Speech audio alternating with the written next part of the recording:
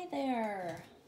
I thought I would record a little free class for everyone today. I haven't done a free class in a little while, so it's fall time around here now, so I thought this pumpkin would be a really nice class that most people would enjoy. So I have the supply list right there in this post, so hopefully before you start watching it you grab your supplies or just watch for fun, I guess. But I have my supplies here. I'm gonna need both white chalk and a colored chalk of any color. I've got my water can, real simple stuff around here, and a paper towel. If you are impatient like me, you will want a hair dryer so you can dry between steps. Otherwise, if you don't have one, you will just pause the video and wait for it to air dry. And my classes, I always keep my supply list simple, and in almost all my classes, I use two brushes. They're from Michaels. They're really affordable. They're like $4 and $3. And this is just called a number 8 filbert, and this is a number 8 round. Then my paint, any brand of acrylic paint will be fine. For this class, I'm gonna go ahead and put them on my plate here. Any type of plate, you can always reuse a plate as well if you kind of designate a certain plate in your kitchen. That's probably the best way, the best on the environment. I happen to have broken mine the other day and I have yet to designate a new plate, but we're gonna want some black today. And I'm probably putting too much paint because I always do. If you've painted with me before, you know. This one has a pump on it, which I don't really like the pump, so I'm terrible. I'm putting a decent amount of white. I'm gonna put a little bit more just because I don't wanna have to run out and go through that again. You could be using these little guys. So if you're new to painting, you're not sure you even wanna paint, don't buy big jugs like I have. These are Artist Loft, called Flow Acrylic. I like the thickness. They're a slightly thicker than these. Really, the main difference is these just have a little bit higher water content, but they're perfectly usable. You can see I have several different brands. They run around $2. But if you're interested in doing my online classes, I will never use more than these 5 colors.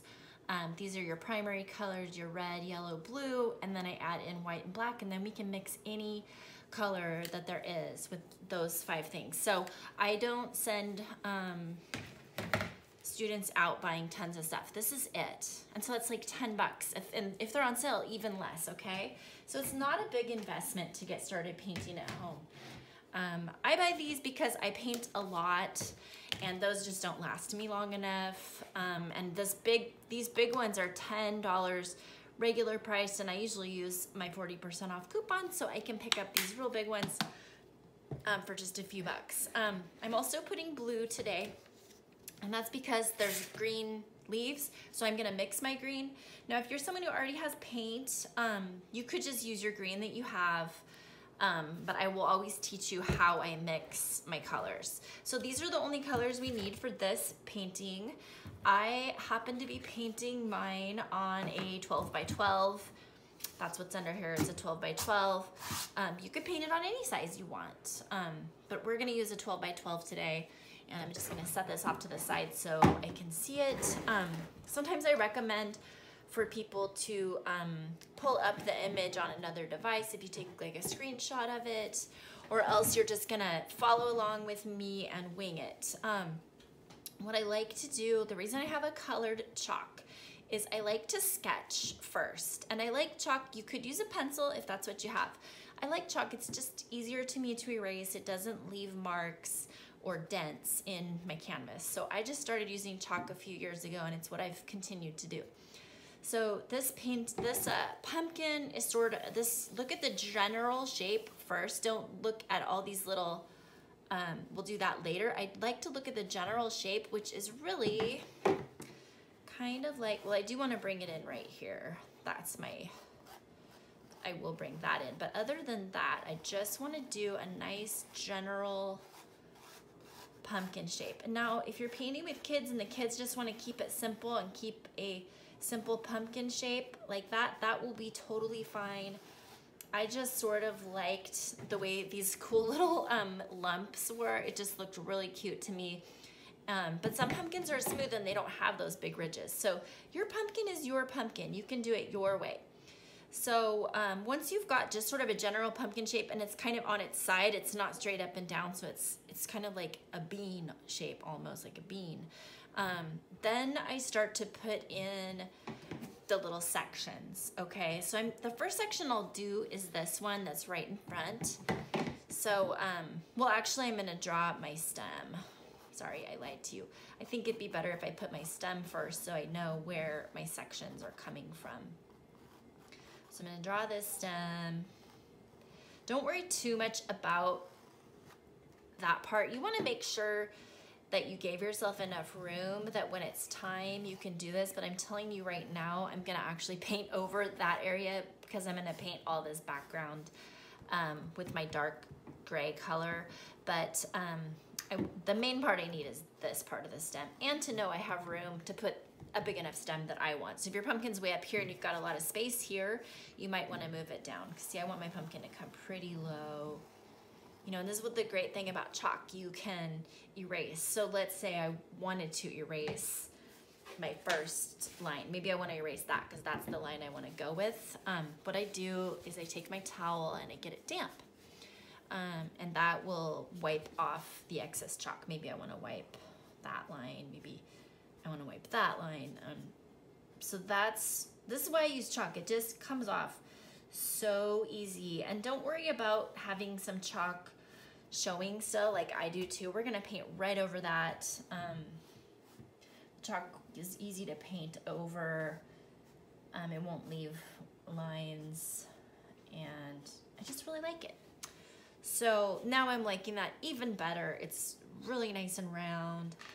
And now I will put in this first section. So I'm gonna do this middle one here. I'm gonna start it kind of here and here, and it kind of bounces out. It's got a curve on both sides. And now if I want to, I could maybe bring it a little bit lower so that when I go to paint it, I'm gonna remember that I have that nice little round. See, it's slightly different today. It's okay. Yours is gonna be different than mine. Mine's different than mine. We don't want to create the exact same thing. It's totally fine. Then I'll do this one here. So this one I'll start about here, and I'm gonna also bounce that one out here a little bit, and then I'm also gonna bring it in. See, and that's how I'm gonna get that first little kind of ridge. See that?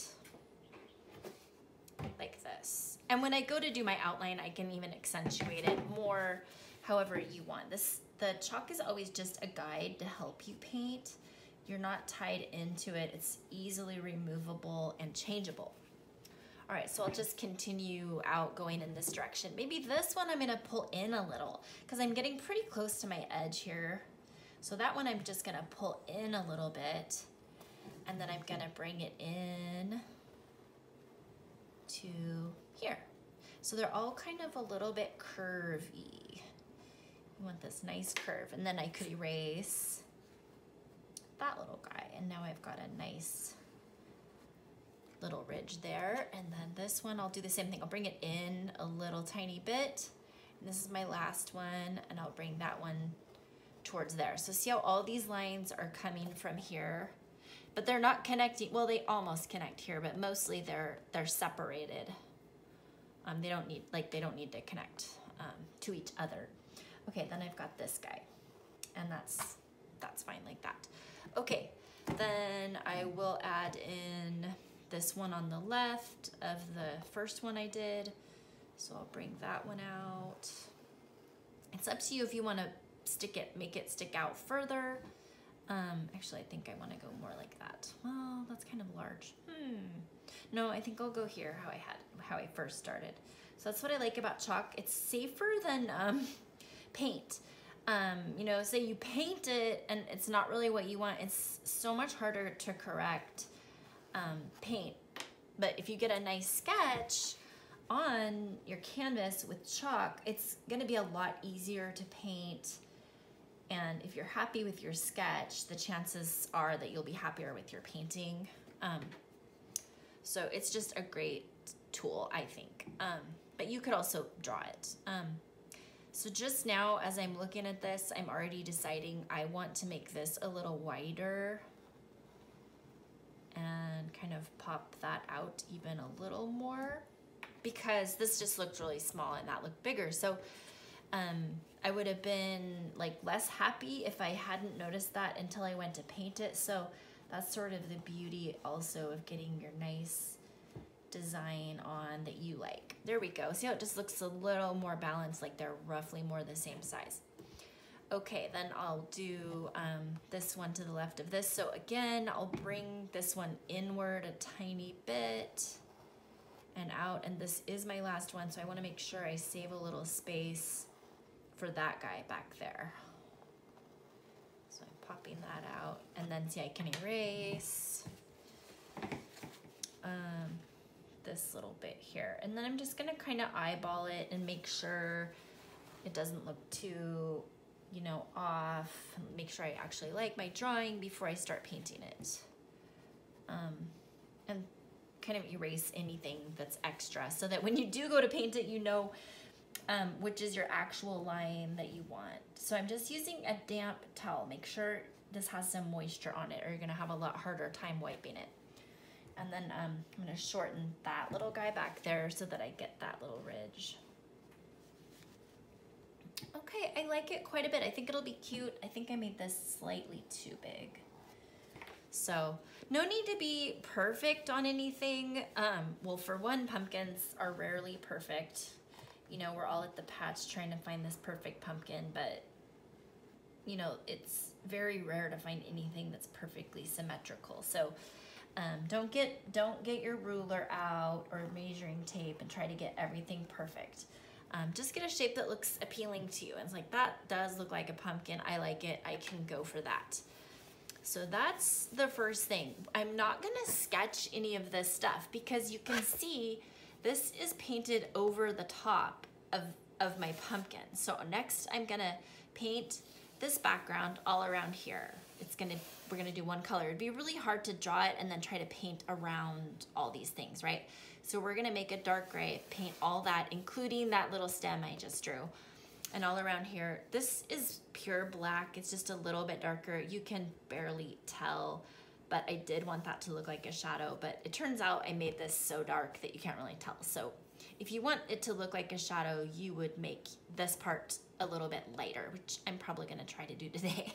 But we're gonna do all the way around the pumpkin, then the pumpkin, blow dry it, then the stem and these leaves. So that's kind of the order. We're gonna layer things. So first I need to mix up some of that dark gray charcoal. So like I said, I didn't get this color, which I did here, quite dark enough because it doesn't contrast with my black enough. So if you want that contrast and you want it to actually look charcoal or like maybe a chalkboard, go a little lighter than I did. So I'm getting a large scoop of white and I'm gonna mix it into a big portion of my black because I need to have enough paint to actually do that background area. This is not a big canvas, but a mistake people commonly make is I'll say, okay, make some charcoal gray. Let me show you. They might make, okay, there's my charcoal gray, I made it. And it's like, well, that's nice. And you've got some charcoal gray there, but you certainly don't have enough to take that and put it on your canvas and cover this whole area.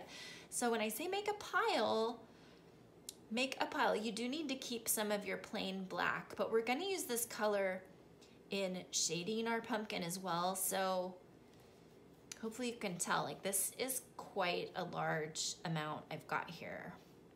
And I'm betting that it's not dark enough. You can tell it doesn't really contrast with that much. So I'm just gonna grab another scoop of my white, bring it over, and I'm trying to get kind of like a chalkboard color. Nice and very, very dark gray. And that's also the fun of you guys mixing your own colors is you're gonna get your own shade of everything. Anytime we mix a color, it's gonna be your own shade. There, I think that's gonna be better and I think it'll actually contrast with the black like I want. All right, so when your brush is super loaded like this, you wouldn't want to come in and start trying to outline your pumpkin because your brush shape is so wacky. So what I do before I start painting is kind of just wipe that off and see if I can get my brush back to like a manageable shape. See, I can actually control my paint better when my brush is kind of more the shape it's intended to be. Then I might get a little paint, not a huge amount. Alternately, you could use your littler brush if you wanted to outline. And again, I'm gonna paint right over that stem I made. See, I'm just gonna go like that. But if you wanna outline your pumpkin with the little brush, you could do that. If you're using 2 brushes, I recommend putting one in the water when you're not using it, because if you, let's say I set this down and left for an hour and came back, my brush would be pretty destroyed. So put them in the water when you're not using them. I'm gonna go ahead and use my big brush because I don't think it's too hard. This outline is pretty simple. It's not really complicated. But you can outline, just take your time when you're outlining your pumpkin. You took all this time to make this nice drawing. So, and I may switch back. I might decide I want to go back to my little brush if I have trouble like on these corners. But see how I'm just sort of taking my time, going around like that, getting my little corner. Either way, big brush or little brush, whichever is easier for you to get your outline on. And then after you outline, you do the background. Just make sure it kind of, you don't want a solid looking line. That's kind of why I don't like using the little brush, because I don't want to have a real outline. I want it to really blend in with the rest of the background. So if you do use the little brush, make sure you come in right away and blend it here. I'll do a little bit with my little brush just so you can see both ways. All right, because it is hard to get in those little corners. So, all right, I'm putting my big brush back in the water. I'm gonna take my little brush out. There's just basically what I'm trying to tell you is there's a lot of ways to do everything. There's no one right or wrong way. Multiple ways to do it. Okay, I've got my little brush. I just wiped it to make sure it's not dripping wet, and I sort of reshaped it into a point. And I'm gonna get a little bit of that dark gray, and I'm gonna come in here. It's definitely easier to get these little crack areas with that little brush, but then see how I'm kind of taking it? I wanna make sure I don't get a line around my pumpkin because that would look weird. I don't want to have an outlined pumpkin. I'm just trying to get the outline of my pumpkin without making an outline. I hope that makes sense. Okay, so I outline and then kind of feather it out because I will use my big brush to fill that in. That would take a really long time. Oh yeah, I forgot I'm doing the bottom black. That's okay, we'll paint right over it. I got so busy outlining, I forgot. Okay. All right, so I wanted to do a free class 1 for you guys to enjoy for free, and also to tell you about my online subscription group. If you like painting, I do these classes online. I used to teach in bars and restaurants, and right now, I just really kind of can't. I mean, I could do very, very tiny classes, but truthfully, it's not feasible for me. So I decided to do these online classes, which is cool because now I'm not limited to people that are just in my local area. I can paint with anyone, anywhere. And so that's one of the great things. Another great thing is you can see up close when you're in a big class. You really can't see what I'm doing very well, and that's always been kind of a problem. So I always, I do try to give a good class and walk around and help people, but it is still challenging. All right, so now I have enough of that outline on there that I could now switch back to my big brush. Or if you were using your big brush all along, then just carry on. Dry, dry, dry. You just don't want it dripping wet because it'll make your paint really watery and create big drips. Getting more of my same color and kind of blend it just make sure it's blending.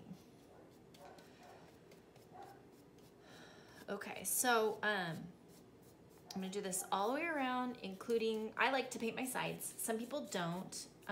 I do, because then, you know, when I hang it on the wall, it looks nice. I don't have to get a frame for it because my sides are painted.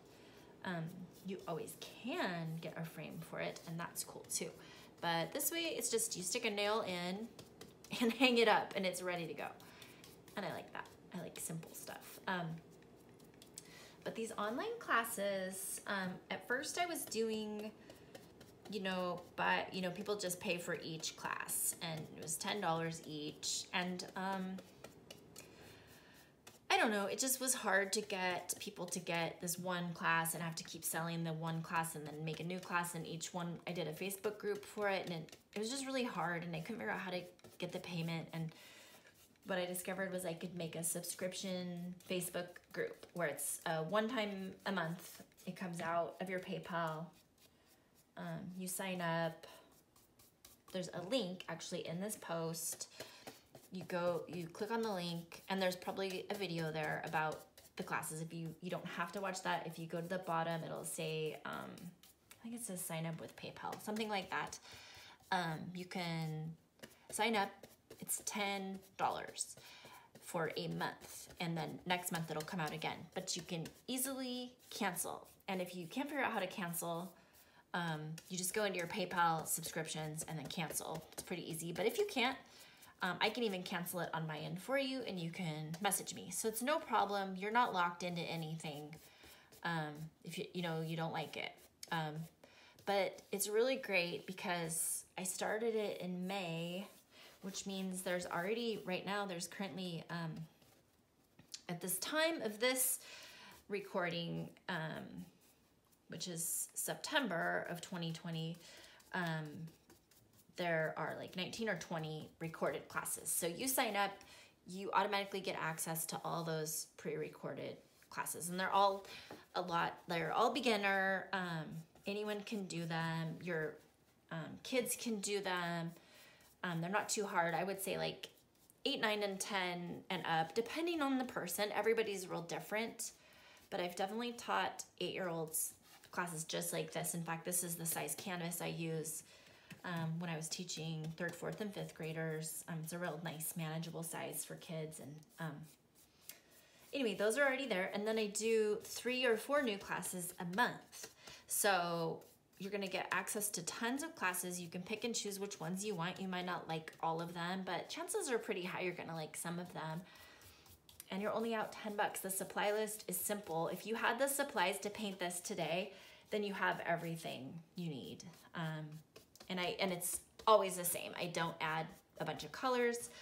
I rarely will add different brushes. Sometimes I'll add maybe a sponge, or which are super cheap at Michael's. It's like $2 for 3 sponges.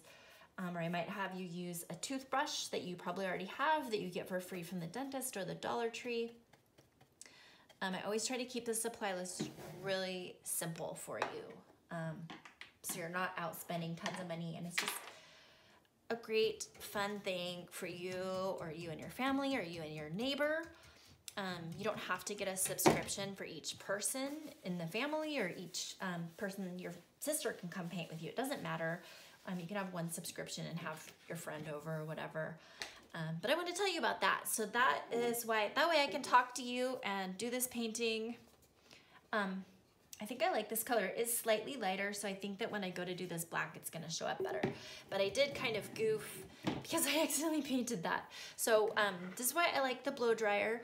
This is just regular old blow dryer, but you do want it to have a heat setting. If it is only like a cold shot, it won't dry it. So either let your painting sit and come back to it later, or put it on hot and high. When the paint is wet, it is shiny. When it's dry, it becomes dull. I don't recommend touching it to see. You can tell because it's dull instead of shiny. So here I go drying. All right, see, it only takes a minute. It's not a huge deal to dry it. And it's just such a good idea, because then we can use chalk now. We could finish this if we wanted. We're not doing that yet, but Drying in between is great because it sets your paint so that you're not gonna come in and smudge it. It's very helpful, and also for layering, which is what we're gonna be doing a lot of. You can't layer over wet paint. If I would have taken the black and tried to put it here, it would have just blended with the gray, and I would have had the same issue I had on this one, and it wouldn't have showed. So when you're doing your shadow, I'm just getting plain black here. I'm imagining my shadow starts like about approximately here and goes out. And again, you could outline with either brush. It's not like a huge event.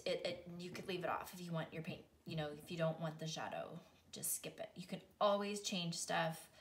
In the Facebook group, people are always sharing their paintings with the group, and it's so fun to see the different things people do. I simply love it.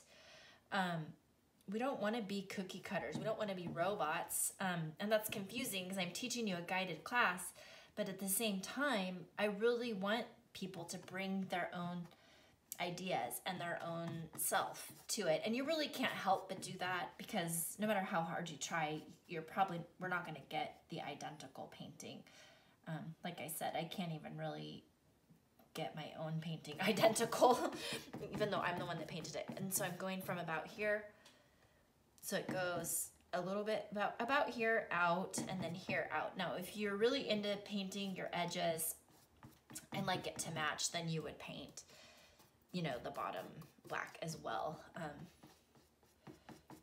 But I like that. That looks good. It looks like there's a little shadow now, and that's what I wanted before that I couldn't get. So there, I'm happy with that now, and I'm not gonna worry about blow drying that. What I'm going to do next is start coloring in and shading each of these sections. And I will start with this one, and then all the other sections, it's gonna be like the same basic steps. So I'm putting my big brush in my water and getting my little brush back out, and I'm gonna roll it again. So when I'm drying it, I'm also forming a point. So I have you get a round brush because they form a point really well, especially if they're new and you haven't wrecked it yet. That's why I have you mix color with your big brush. Mixing color with this little guy will have the bristles going the wrong direction and wreck it. So this makes a good enough little point that I can use it to do small things as well as kind of medium-sized things. So I really like it because it's wide and also tiny both. But what I'm gonna do, and I'll show you, I'll have you look at, we're gonna think of this pumpkin as sections. I'm gonna do one section at a time. So I'm gonna look at this section. This section is white out here. Well, it's not pure white. It's the whitest and lightest out here, and it's real dark here, like it's got a little shadow. So we're gonna do the dark and kind of do some blending and then get that lightness here. So I'm gonna do one at a time. So what I like to do on this one, how I did it, and again, there's lots of ways to do this, but this was how I did it. I got my darker gray that I mixed before that I did my background with. And I come along and I'm concentrating on this section. I'm not in here, I'm on this section, and I'm coming to the right of that line, the right of the line of this guy. And I'm gonna lay this dark in here, like this. It's pretty dark, but don't worry, we're gonna kind of lighten it a little. So bring that in, and it's also kind of darker down here because the shadow, it's like the light's hitting the top of the pumpkin, and so it's gonna be darkest down towards the bottom. So I'm sort of just rubbing that paint like that. So I did the line, and then I went like that, okay? Now I'm gonna dip in white. I'm not cleaning my brush. I still have gray, some gray on there, not a lot. You can see there's not a lot, it's running out. I'm gonna get my white, because these aren't solid colors. It's not solidly white. So a little bit of gray being in that is gonna be okay. All right, I'm gonna come in and I'm gonna start to put this white in, and I want it to be the lightest up here. So I'm gonna put my light there. I'm not gonna dip in gray again. I'm only gonna be dipping in white, but there's enough gray that's already on my brush and already on this painting that's wet. See, this gray is still wet, so when I come into that with my white, I start to blend it. dark in here because I picked up some dark gray on my brush when I did that. So I'm gonna kind of rub that off there, and then what I'm doing really is mixing these two colors right on my canvas. I've got my gray and then that additional white. Now, I probably have picked up a lot of that gray paint on my brush. I'm just gonna wipe that off so that when I go to dip, I'm really only adding in more white. So I'm getting more white. Bring that in. And I wanna make sure this part stays lighter. So I'm putting the white in up here first. I'm gonna bring that all the way around my edge here. Oh, this can is making a shadow. I'm getting more white. I'm gonna put some white. I'm gonna kind of outline it. And I will pick this gray up on my brush, and that's totally okay. That's how I get those streaks. But see how my brush strokes are always following the curve of this pumpkin, so that when I put the streaks on, they're gonna be the same direction as my pumpkin. In other words, I'm not filling my pumpkin in like this, I'm following my curve. And that way every streak I do is gonna also follow my curve, okay? So I'm keeping my dark part down here. I'm just rubbing a little bit of white into it to kind of lighten it. And I'm just playing around with this paint and following the curve of my pumpkin, okay? So every time I'm touching that gray that I first put on, I'm getting more of that gray on my brush. So I'm just kind of wiping it off because I want to apply more white. Like, I think I'm getting closer. I haven't painted here yet, and this still needs to be white. So I want to make sure I'm adding in only white. So I'm grabbing the white and putting that on because I want to keep it light enough. And I can always do all my sections and come back in. Like, say it gets really gray, I can still come back in and kind of mess with it some more and add in more white or more gray. You know, you can do several layers on this until you get the shading how you want, but you want it to be darker right here along here, and then dark down here, and then lighter there. So I've basically achieved that. I'm wiping off that excess gray again and getting just a little more white one more time before I move on to my next one. And I'm gonna come back and mess with this some more. I'm sure I'll go all the way around and then come back in and kind of touch it up. I can remember when I did this, I came back in at the end and added this darkness, and also at the end I'll add black. Like, that's pure black right here and along here and here. There's like a black line that will do that last.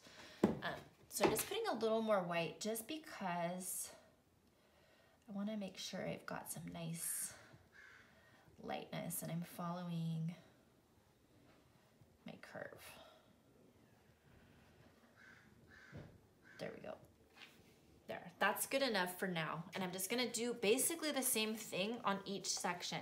So again, I'll start with my gray that I made, and I'm gonna do this portion, this lower portion of this section of pumpkin with my gray. Just getting more gray. And so I'm bringing it right next to that one there, okay? Put a little bit, and I want to put a little bit kind of there, a little bit at the lower, kind of like how this was. And like, I've got this dark on my brush right now. If I wanted to, I could, rather than wipe it off, I could just kind of put it on here if I wanted to. Just because like I had it on my brush and I know what I need to add next here is white. So instead of wasting it, that's why I just stuck it there, but it doesn't really matter. I was just kind of telling you why I went back to that one. I kind of jump around. So I did the left edge and then I added a little bit more down at the bottom edge. And now I'm only adding white, so that's why I'm wiping it. So hopefully now you know why I stuck that there, to make use of that paint. All right, so I'm getting my white again. And again, I still do have gray on my brush. So when this comes off my brush, it's gonna be probably a light gray, like what you're seeing there. And that's good because it's got shading. It's not, I mean, even the real white pumpkins aren't solid white. When you look at it, you can see all the little shadows that the ridges make, and that's what we're kind of trying to create, is the roundness and the little ridges. So again, I'm following the curve of my pumpkin, and that one seems to have come out a little easier in a way. And when I get to that gray area, I'm making sure that I put a little bit of that white in there and kind of mix. But I'm also remembering that once I touch that gray, I've got a lot of gray on my brush and I want to wipe.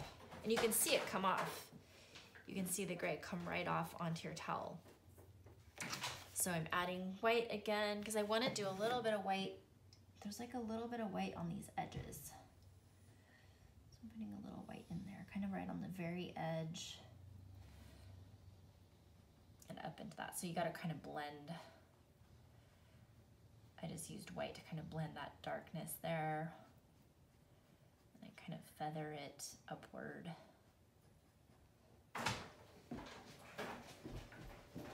There, so that's actually good enough for that one as well.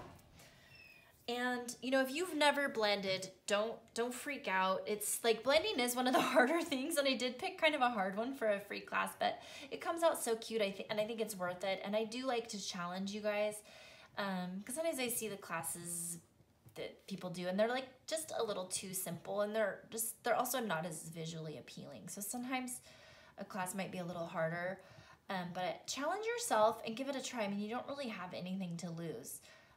The worst thing is like maybe you paint over it and do it again, really. Or the beauty of acrylic is, let's say I totally screwed it up and I don't like it. I can leave it and come back to it tomorrow and I can paint right over this. I mean, I don't have to trash the whole thing. I could just try again. Like, okay, how do I get this lighter and that darker, and kind of blend those two. It's not too hard. Just like, you really just have to do it though. So this one, same thing. It's a little bit darker here and then lighter here. So I'm gonna get my dark, and I'm gonna do the bottom of this section. So on the group, there's some, I mean, it's just kind of a variety. I consider them all beginner level because I'm gonna walk you through each step. And to me, any painting that you can do in about 2 hours, you know, I'm not gonna do anything really harder than that ever. They're pretty simplistic, but some have more details than others. It might take a little longer or have more blending. Like this one does have quite a bit of blending. But I still find it's totally doable. So I did my dark line. Now I'm getting my white, and I'm gonna start with my white up here. And you can already see it's really not white because there's gray on my brush. Come up along that edge and outline it. And then put more white here. I'm only dipping in white. Bring that white right down to that gray. And now at this point, I know I've picked up quite a bit of gray on my brush. So I don't want to take that gray and just end up with a solid gray thing. That's why I wipe it, and you can see it come off. You can see the gray come off. Get more white. And you know, this is just how I do it. Maybe you are like, well, that's not how I do shading. And if you have your own way, then by all means, or maybe you'll figure out a better way. This is just, you know, how I do it, and it seems to work. So try other things. There we go. So see, I'm kind of just rubbing where the gray and the white meet. If I just kind of rub those two together, I get it to blend. Then I'm wiping off that excess gray and just sort of rubbing a little more. And I will come in with a second coat, and not a full coat, but I will just kind of highlight or shade depending on what it looks like. You always want to step back from your painting and look, but initially, just right off the bat, that's what I want. I want to see dark and then getting lighter. Oops, I accidentally touched that, but that's okay.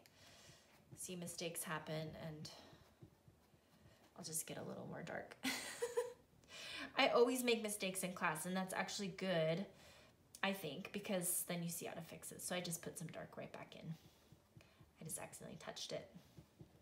All right, So dark getting lighter. So this dark getting lighter. So get my little bit of dark, and it's not a lot. This is a small section, so you don't need as much, right? Because this is a big one. It was nice and thick. That's really little. So the dark area wouldn't be as big.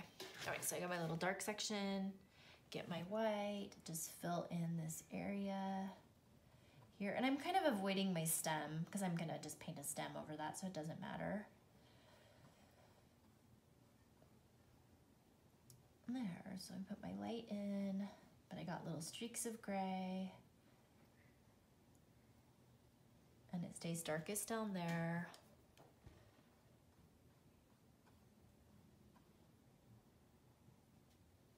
There.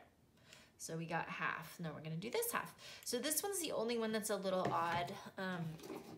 It's all light because the dark edges, the darkness is on this section and that section. So this one's all light, about the same, but right here, I will darken it, but I'll do most of that on my second coat because you can kind of see this greenish yellow, I hope you can see that. I'll add like this real dark and like a little bit of green later. All right, so in this case, I'm gonna just dip in white and I'm gonna see how much gray is still on my brush from before. Because this would be a pretty light section. It's pretty light in general, but I don't want it to be pure white. So if I go and put it on and I don't add any new gray to my brush, let's see. See, that's just too white. It just doesn't go with the rest of the pumpkin. So I'm gonna get a tiny bit of black. And remember earlier we were dipping the black into this white, so that left me a little bit of black residue. So if I grab that, just that little bit of black that was there, because chances are you've gotten a little bit of black in your white, so if you grab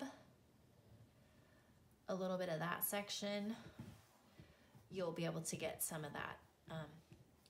So I'm following the curves, this curves that way, this curves that way, and I'm getting these little streaks. It's not enough to me still, so I'm gonna get a little bit more of that area that has that little bit of black. See, that's better. I'm gonna see a little bit more of that darkness, and there would be a little more darkness coming out, like right out of this stem area would be a little darker. There, so just bring it down, and once you see pretty streaks, you don't want to over blend it. If I was to take and just keep rubbing and rubbing, this would turn into all one color. So once you've got streaks, like see I've got streaks, I'm not gonna keep rubbing the heck out of it or it'll just blend and it'll become one solid color. So once you've got a color you like and can see streaks of color, just kind of stop. But I need to put more white. I wanna cover my whole thing. Now, if you used a color of chalk and say your white is turning the color of chalk, sometimes that happens. Don't worry, because when we come in on the second coat, you can kind of go over those areas and it'll wipe it out. It won't show if you do a second coat. I can see my I'm getting like a little bit of a pink tint, which could be cool depending on what color you used. But if you don't like it, don't panic. You can easily just take care of that on your second coat. So I added more white here, and it's just really white, like too white, I think. But I'm gonna finish kind of smoothing it out and see how it looks, knowing I'm gonna come back in and shade a little more, especially at the bottom.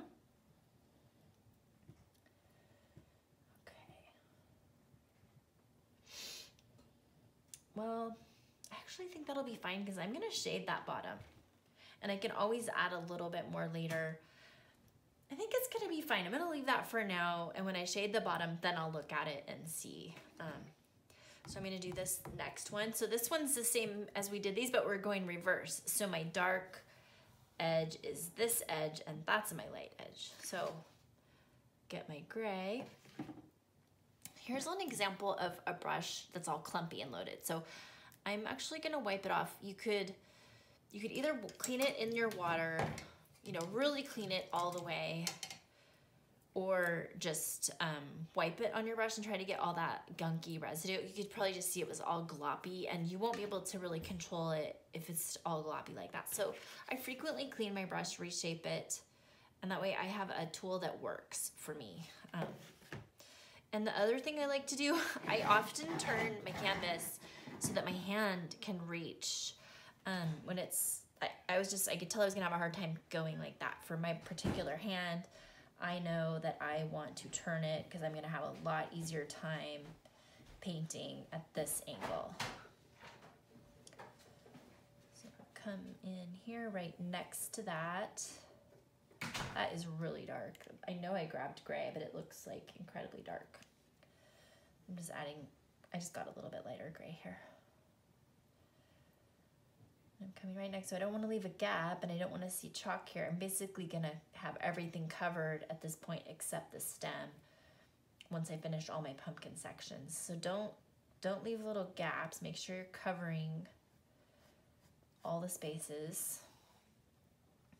Okay. And then this one is also darker kind of here.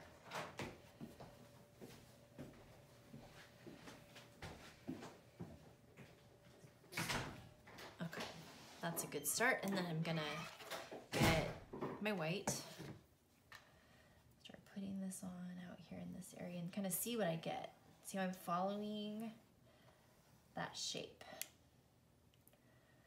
And then I'm gonna come out to my chalk line here. That's my farthest edge for this little section. So if you don't like white pumpkins, or maybe you want to make a few of these, you could do orange. So you would mix a dark orange and a light orange, and you'd use, you'd use your very dark orange here, and then your light orange here, and then maybe even red or brown for your very dark colors. I don't know why I love white pumpkins so much. I'm kind of obsessed. But you could do, or light blue also.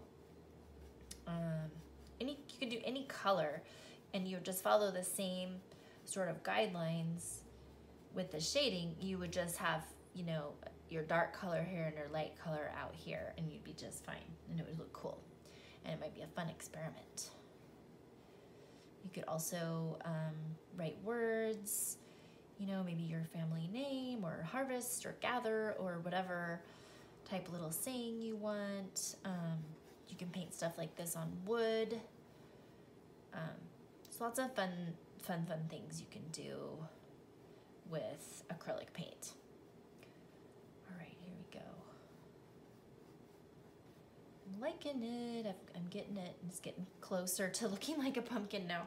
Okay, now I'm turning it back this way again. And I'm gonna just wipe off, because I feel like I'm picking up a lot of dark, and I want to get my lightest edge out here. So I'm getting my white again. I feel like I got way too much paint, but we'll see. Put my white, follow my curve. Like this, and bring it all the way and a little bit under.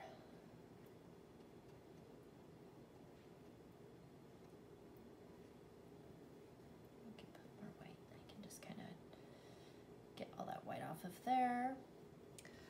So right here, this looks odd, but I can probably fix it when I go to do my other shading, or I could just get a little bit of my gray now and kind of just go like that. Fix my shading now, because my darkest stuff is the bottom, right? And I'm waiting on that. That looks weird right now, because see, it goes dark, dark, and then you can tell there's something wrong here, because that needs to also be dark. But I'm gonna wait on that. So I've got the dark on my brush now because I just did this little bit. So I've already got the dark. I'm gonna get a little tiny bit more. I'm gonna do this section. So again, I'm gonna do this lower half. Along here. Well, I hope you guys like this, and if this one seems too hard, I hope it's not discouraging. It's, yeah, I don't know. It's not too hard. I hope it's not. But I do think people struggle the most with shading, so it makes me question myself why I picked this one. Because I definitely have a lot easier classes, but oh well. Oh well. If you like a challenge, you'll like this. Get more white. I mean, really, you don't have anything to lose. Because even your canvas, you can't really lose the canvas. You could paint white over it, or you can buy this primer stuff that they sell in art supply stores called gesso. It's a primer, and you can paint over your canvas. I do it all the time.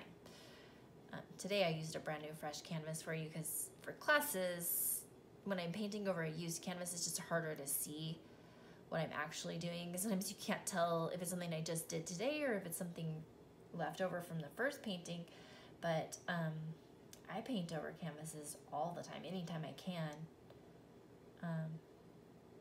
to reuse. So I think sometimes people are afraid to use their canvas or they're gonna mess up their canvas, but you really can't.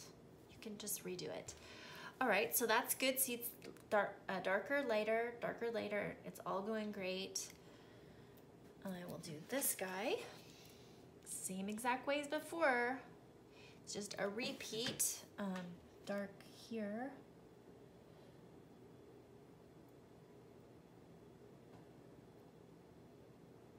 Okay, I've got a lot on there. Wipe it off. Get my white. Put that up here. Get it to touch a little bit with that so that I get a little more of that gray on my brush.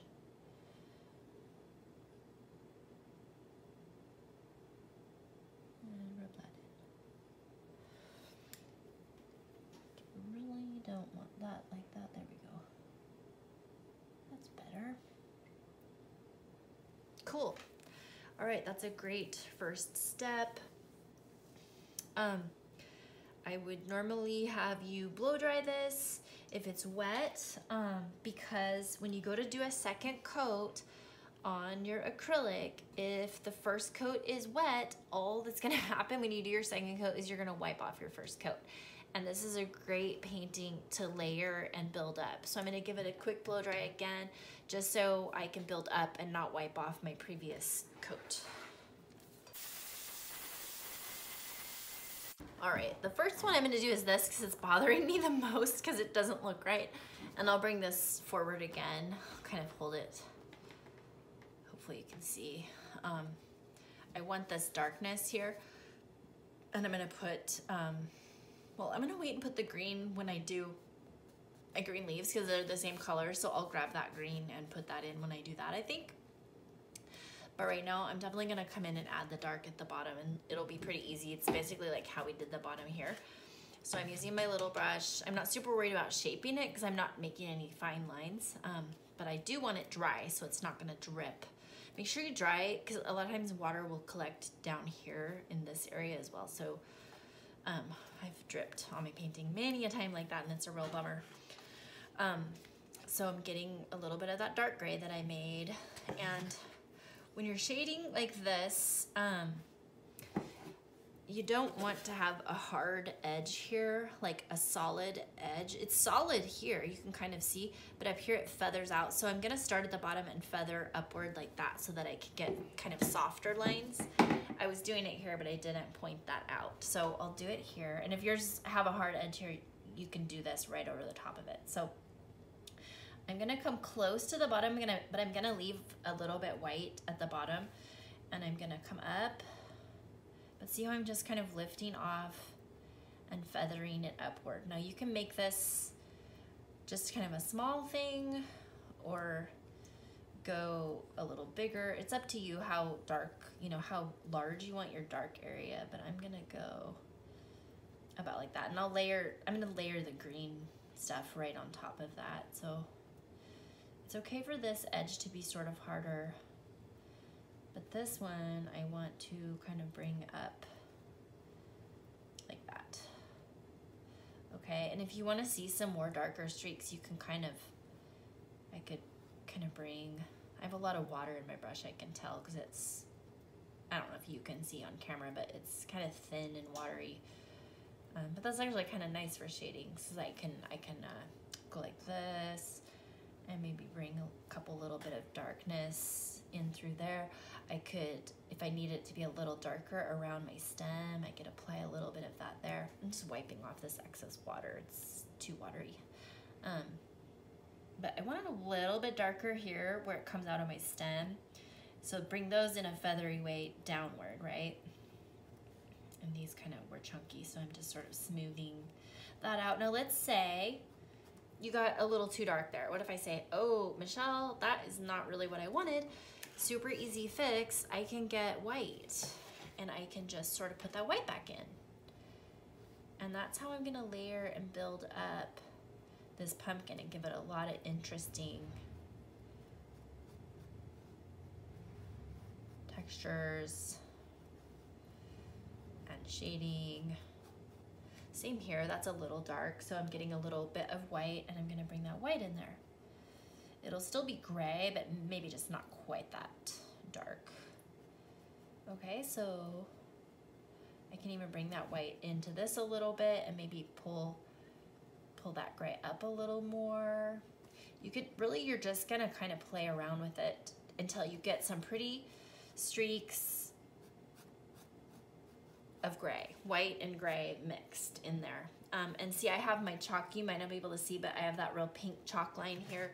So I'm gonna get a little white, and I'm gonna just do a second coat on that to try to get rid of that pink color that's coming through from my chalk.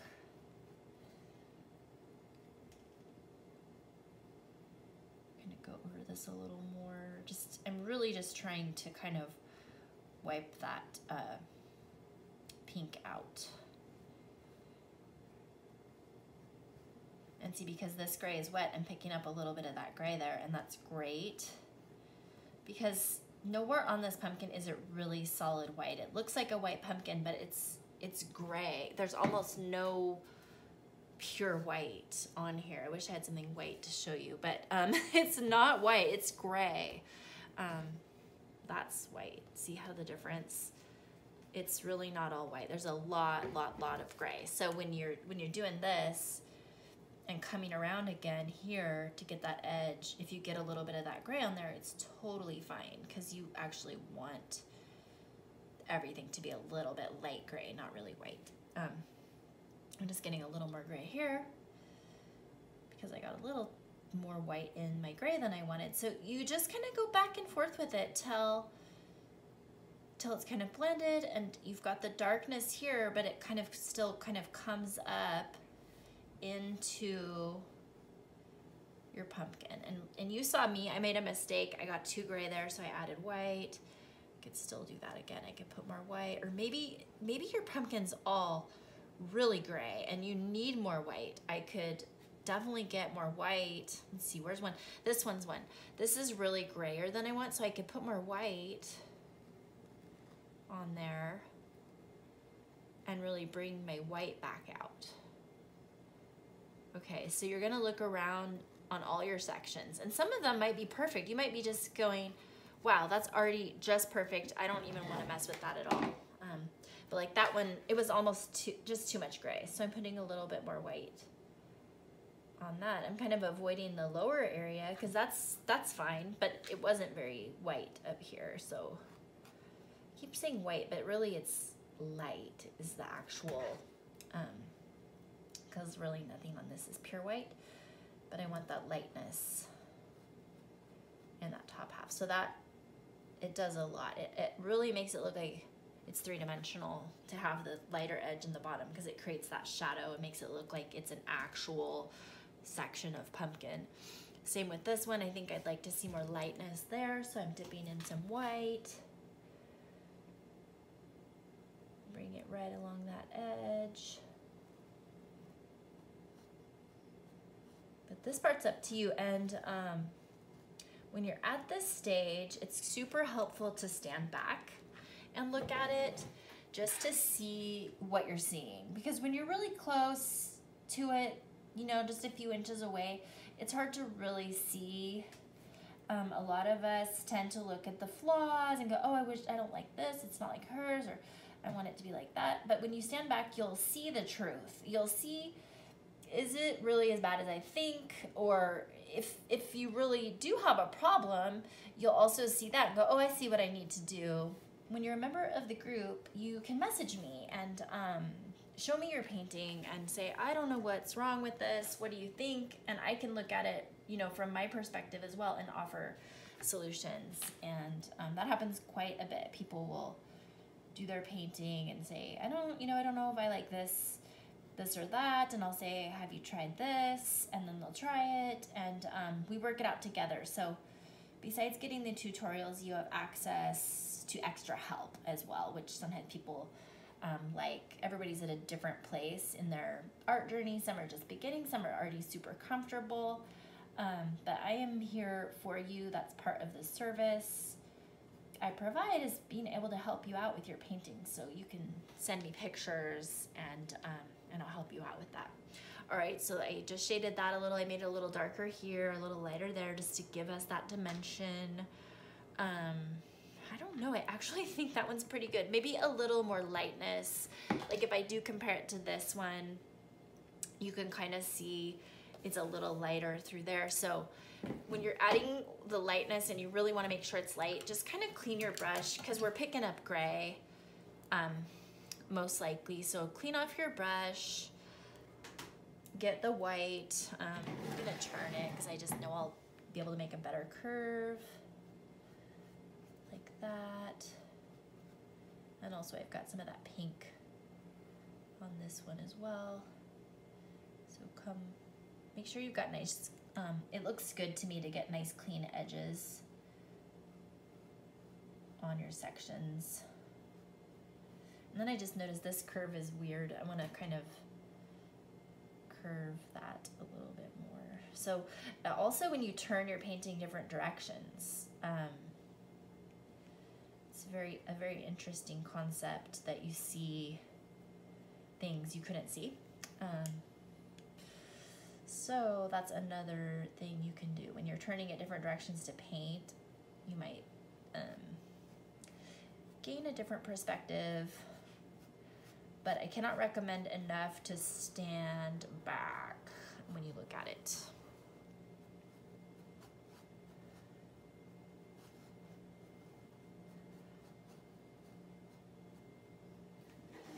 All right, there we go. So this one too needs a little more lightness at the top.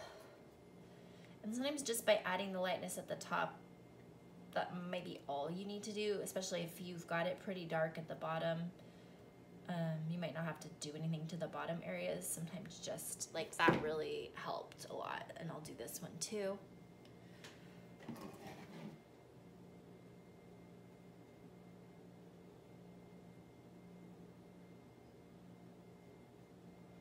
And I might as well just go all the way around and do this one.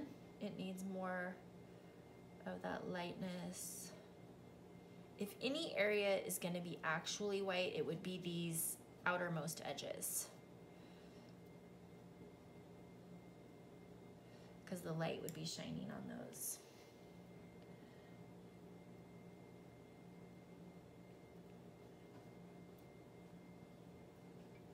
But always follow your curve.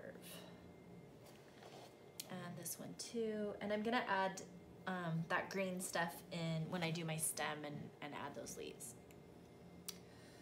Okay, so I'm feeling pretty good about the body of my pumpkin. And really that's the hard part, is because, you know, the stem and the leaves is actually kind of fun.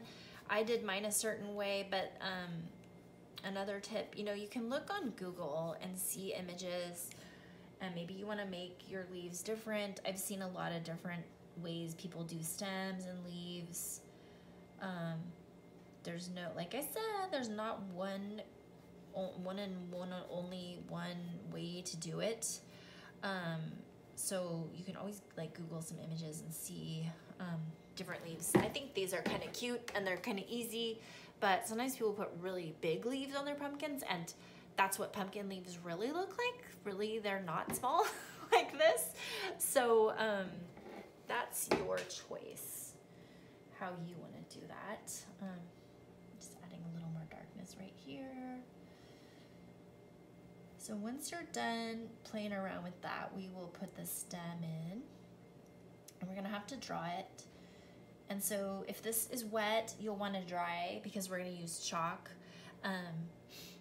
I've already got this lower portion done, but maybe you painted into it a lot. I didn't paint into mine. I can still see my shape, so I'm fine to take chalk here. If you need to completely draw it, like maybe you brought all your pumpkin pieces all the way to the center, you're not gonna be able to chalk on wet paint. So if this is wet for you and you need to redraw this area, go ahead and blow dry it. I'm gonna just continue out, and I'm gonna switch to white chalk because that's gonna show up best for me here.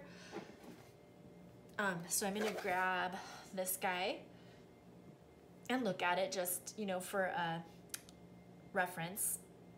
And like this is my stem, it's coming up, boom, like that. I'm just gonna carry it out. And I love a little curl, so I'm gonna add this little curl and then kind of wonk that out. And then this is my left side, so I'm gonna bring that left edge up and kind of get thinner, thinner, thinner, thinner, till it's just pretty skinny out there, like that. So that's my stem. It looks like I actually do need to blow dry because I forgot I'm gonna draw this, but I'm gonna bring this into my pumpkin, and mine is wet right there.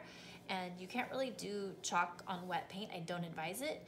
So I'm gonna give it a quick blow dry so that I can finish that portion of my stem.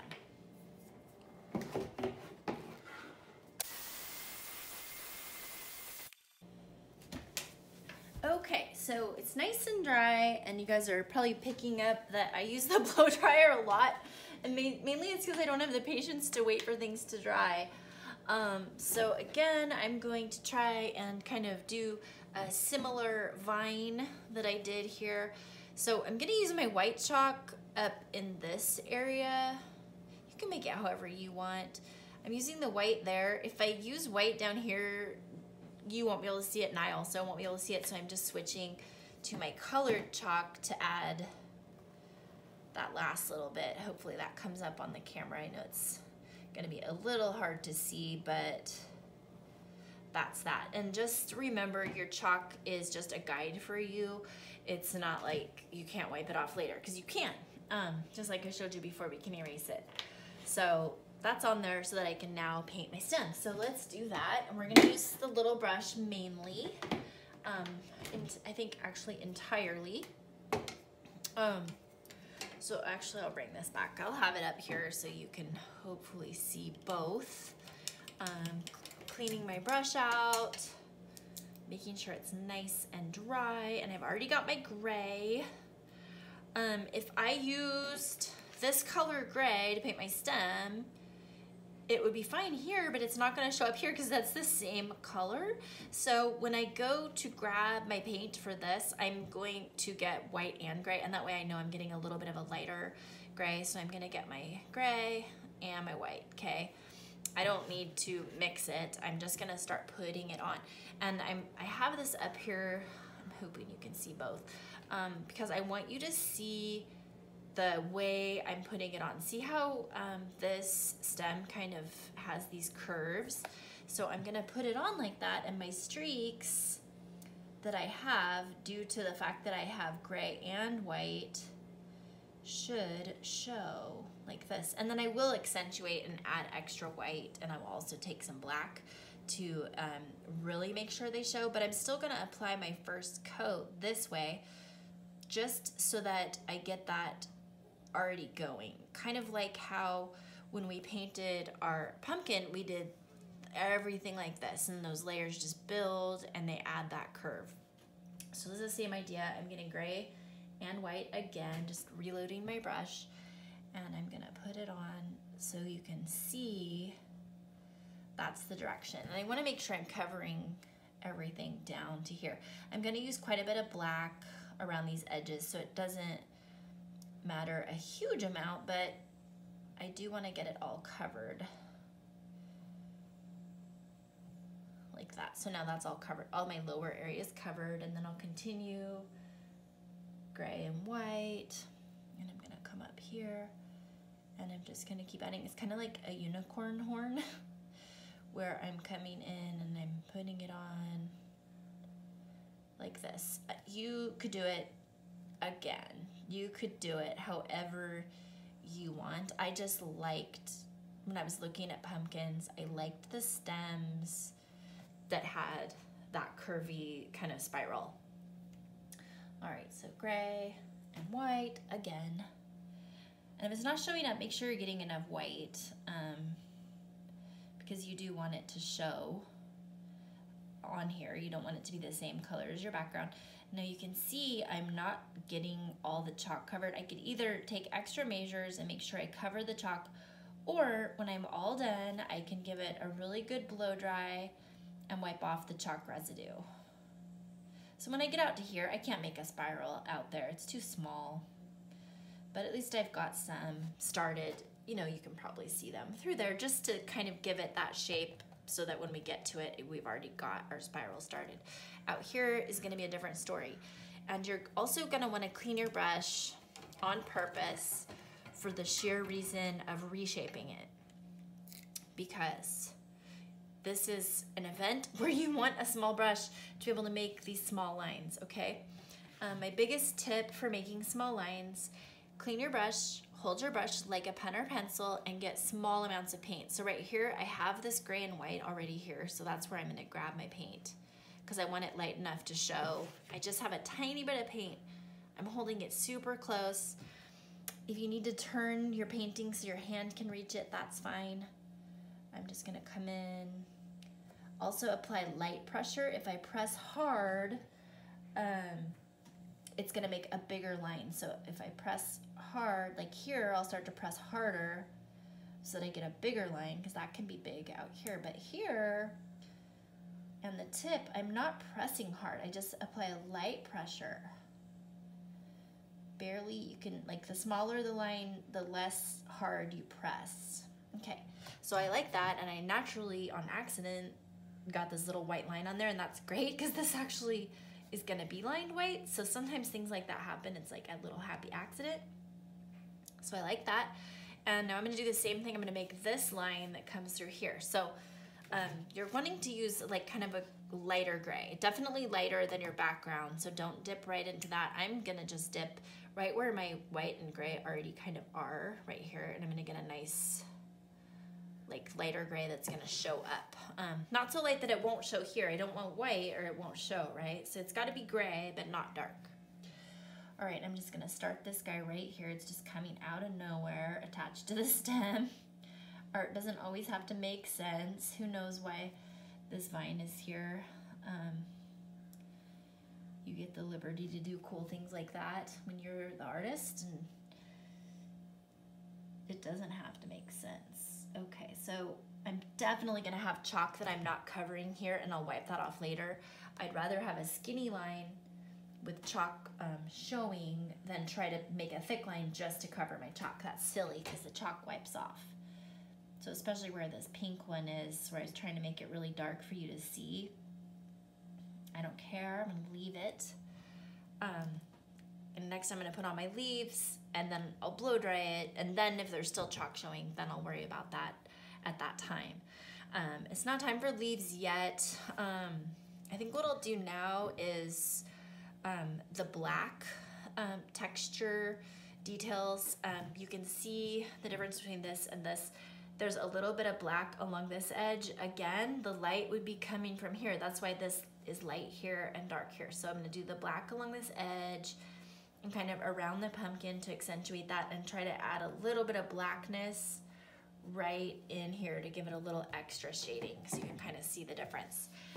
If you love your pumpkin and want to skip the black, by all means, you can definitely skip the black. You can always skip any step. I mean, you might be saying, I love my pumpkin, I'm done now. And maybe toss on a couple leaves. That's totally fine. So this is the first time I'm using straight black. And again, I'm doing small details. So I just cleaned my brush, wiped it, tiny, tiny bit of paint. And I'm gonna come in, and I'm not really making a straight line here. I'm edging it almost like with little dots or kind of like little dashes, and I kind of want them to follow that same pattern of going upward, like the same way I put on my little stripes, okay? So I'm kind of adding just on the left side here, little black dashy marks.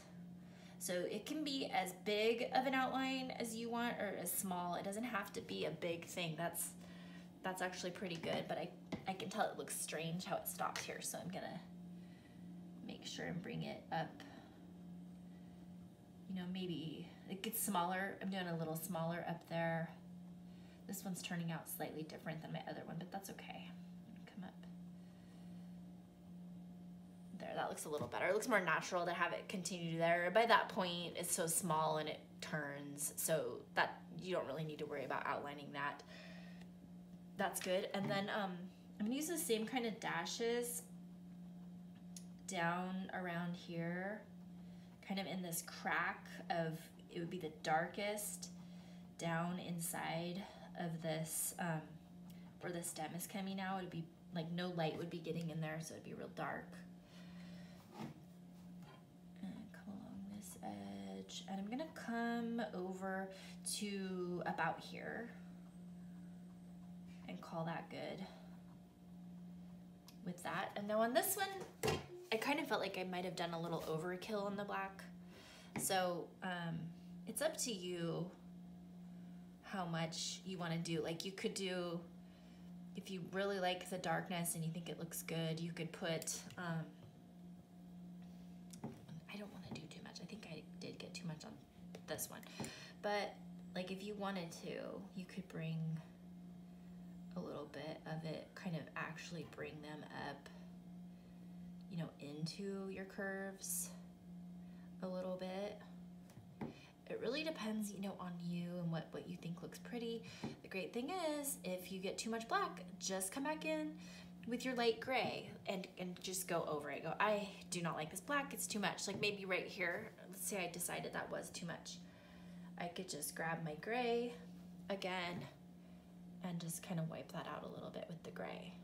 Okay, so you are free to fix it. Maybe here too. I actually think I like this pumpkin better than my first one. There, so that's kind of nice. It's got the swirl, it's got the dark. It might look a little weird because of the chalk still showing, like you can see a little bit of that there. We don't really want that. Okay, I got gray on my brush, so I'm cleaning it again because I want to do my black outlines. Clean the brush, get the point, and then I'm gonna do just real small bits of outlines on the darkest part of these cracks, which is the lowest edge. It's the edge touching, like here. It's along here, it's along here. Oops, it's along here, it's along here, here, here, here, here, here, on the lowest edge. And you can do as much or as little. Like it actually looks kind of nice to have just that little bit. And again, if you get too much, just take your gray and kind of wipe it out, and maybe you'll get a really nice blending. There, I like that, that's enough. Put a little bit on here. So I only dipped once in my black so far, just now for this. I'm not even probably gonna have to dip in it again because I want such a small amount. I'll be able to tell if it just stops and runs out, but I'm still getting a little bit. It just ran out, so I'm getting a tiny bit more. So and I'm barely adding any. You want just the tiniest amount. And if you want, you know, you can bring it, I could bring it all the way down if you want, or you can stop partway up. I didn't go down very far on this one. It's really up to you. And knowing that you can fix it. Sometimes people are like, oh gosh, I like my painting, I don't want to wreck it. But if you did do this black, didn't like it, it really wouldn't be too hard to come back in with your gray and just go back over it. Oh, I kind of made a mistake here because I have this. I have to bounce over that stem. I wouldn't want to go through that because this line is actually behind the stem. So So here's what I mean. I'm gonna take black, skip my stem, and go behind there. Pretty easy fix, and then this one. So I mean, I do like the addition of the black. I think it gives it just a tiny bit more depth and dimension. I brought that one into my stem a little far so I can put some gray. I'm just putting gray on here because I actually brought my black line into my stem. All right, we're gonna highlight our stem with white, but first I'm gonna put on all my leaves because I'm also gonna highlight my leaves. See, we're gonna do the green leaves and then take a little white. So when we do the white on the leaves, we'll add the white onto this. And like if you're gonna highlight your stem with white, and when we make the green, if you want some green on your pumpkin, that's when you would do it. So let's mix that green. Again, mix with your big brush so you don't destroy your little brush and you can keep its nice point. And now you know why you want the nice point, so you can do stuff like this. Try to take care of your brushes and clean them when you're done. I don't buy brush cleaner. Some people do. I've never bought brush cleaner in my life. I just make sure and clean them with water and then dry them and like lay them flat. Seems to work fine for me. All right, let's make green. Yellow and blue makes green, okay? So I put so much on here and I don't need that much, but green is yellow and blue. So let's just mix yellow and blue in equal parts and see what happens. Okay, equal parts blue and yellow makes a really dark green. Now you're making your own shade of green. It can be whatever you want. I personally know I want a little lighter, so I'm just gonna pull a little more light. Okay, and I also want more of an olive green, okay? So maybe you get a color green with just blue and yellow and you love it and you say, this is it, this is my green. That's fine. You can do whatever you want. I'm gonna show you this. This is more of an olive color. This is the color on my brush that I just mixed. To get more of the olive, I'm gonna actually grab a little bit of this gray. It's gonna seem weird. I'm gonna grab a little bit of that gray, bring it into that more of a lime green, and mix it, and mix it, and mix it. I might need to pull more yellow because I might have grabbed a little too much gray. If that happens, just bring more yellow in until you get the color you want, you know, because I may be mixing a color that's completely horrific to you and you might just say, I do not want that color on my painting. But I kind of like this olive color lately, so I quite like it. It's actually just what I want, so I'm gonna bring this over here and just sort of look at it. That's the color I want. So it was the blue and yellow, but more yellow than blue. First you get kind of a lime, then add a little bit of gray. Go light on the gray. Not as much as I did, but you'll eventually get kind of an olive. I'm not gonna paint any of that with this brush. Again, make sure you made enough. You don't want that much, like oh, there's my olive. No, you want a pile. Stick your big brush in your water again. Get your little brush out. I'm not drying my leaves. If you really want to dry your leaves, you can, but the leaves are a fairly simple design. So I'll bring this forward so you can see. I just like to make a leaf basically with 2 strokes. I kind of go womp, womp, and I might need to add a little bit in the middle sometimes, but I'll just, oh wow, look, I got green all over my, I'm the messiest. There, I got green all over my handle. All right, I'll put a leaf here because remember how we have this weird thing, like this just pops out of here. It's nice to put a leaf there. Kind of detracts from that strange thing. So I've got some paint on the little brush and I'm gonna make kind of a stroke that direction and then that direction and then kind of fill it in. And if you want it to have kind of edges, just you can kind of make it more rough on the edge, something like that. But the basic design is curve one way, curve the other, and then kind of fill it in. And then we will use white. We'll add a little white up the center if you want. Okay, then I'll do one here, that. And I'm just kind of following along with this and putting them how I have them. Stick one here and here. So again, this is just one way to make leaves. It may not be proper, it's just my way. Maybe you're a painter and you have a better way and you're like, dude, you're not doing it right. That's fine. This is how I do it. All right, so I've got all those, and then I will add these other guys. I normally wouldn't advise setting something on top of your wet painting like I'm doing, but I kind of want you to be able to see both. So that's why I'm doing it. And actually this color turned out a little brighter than I wanted. It's not quite as olive as that, but that's okay too. All right, then I'll do that one. So that one I kind of gave a little bit more. Instead of just being the two curves, I kind of went like that because I was looking at that, that's why. That one and this one.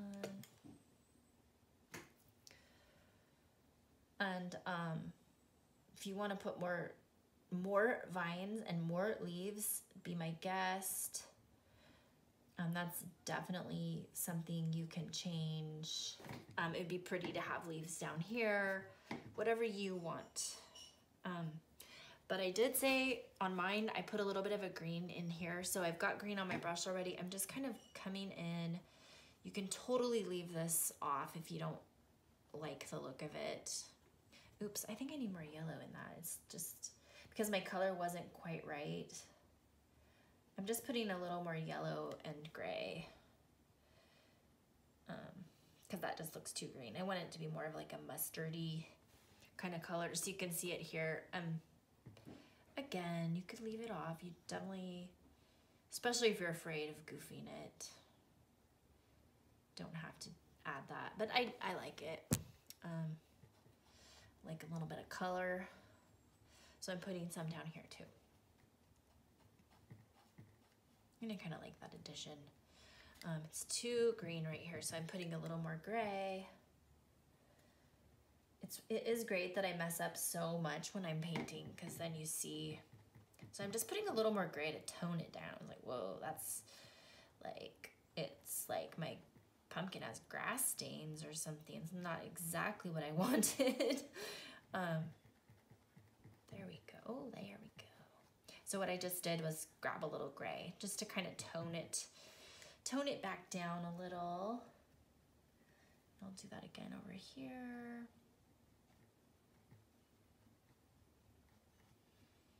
But again, you don't want green down here, just leave it off. It's very up to you. I think it's a little different, but I still like it. The only thing I have left to do is to add the little white, little bit of white highlights on the leaves and a little bit of white highlights on my stem. So I'm gonna blow dry it real quick because I can't really do that with my pumpkin wet. All right, little brush. We're doing little stuff, so little brush, little point, and very little amount of paint. And I'm just gonna come up through each leaf and just add a little line. I think it just adds a little something to the leaves, kind of brings them out, makes them show a little better. So I just did one dip in paint to get that. I'm getting a little bit more to do on my stems. I just want to kind of highlight some of my ridges so they stand out. So kind of like how we did the black, you just do like a little less as you go up. They're less, you know, each little ridge would be less prominent. Each little twist. And if you wanted to, you could highlight the top edge, because remember that's where our light source is coming from the top. So you could just highlight a little bit on the top edge there. Remember I accidentally got one there like that, and maybe a little here. That went a little crazy. Great thing, you can wipe off wet paint with a damp cloth, or your damp finger. And I'm gonna highlight a little bit here and pick a couple places here, maybe just where the stems are, you know, exposed and hitting the light. This would be the time to stand back and see, you know, is there anywhere, you know, on my pumpkin that I want more white? I'm pretty happy with mine right now, so I'm not, but if you did, you could do that. Yeah, and then I would give it a really solid blow dry, or even wait till the next day and wipe off the chalk residue just with your damp cloth, just like I showed you before. But I don't want to smear my painting because I've done that so many times. So really it's best to blow dry and wait till the next day, and then come in and wipe off any excess chalk that you've got, and you can sign it. You can do whatever you want. I hope you enjoyed the video. Check out the link to find out more about the Facebook group. I do tons of these classes. If you enjoyed this, I really think you would also enjoy the group. Thanks for hanging out with me today, and have an awesome day.